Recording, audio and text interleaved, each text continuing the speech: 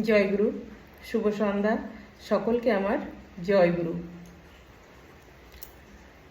পরম প্রেমময় শ্রী শ্রী ঠাকুর অনুকূলচন্দ্রের শ্রীহস্ত লিখিত সত্যানুসরণ গ্রন্থ থেকে বাণী পাঠ করছি।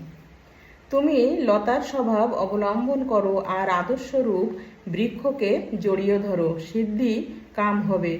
যদি তোমার আদর্শের কথা বলতে আনন্দ, শুনতে আনন্দ, তার চিন্তায় আনন্দ, তার হুকুম পেলে আনন্দ, আর তার আদরেও আনন্দ, অনাদরেও আনন্দ হয়, তার নামে হৃদয় উতলে ওঠে, আমি নিশ্চয়ই বলছি তোমার উন্নয়নের জন্য আর ভাবতে হবে না।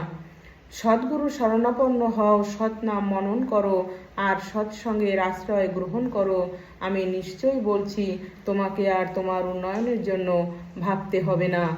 জয়গুরু, বন্দে পুরুষোত্তমম।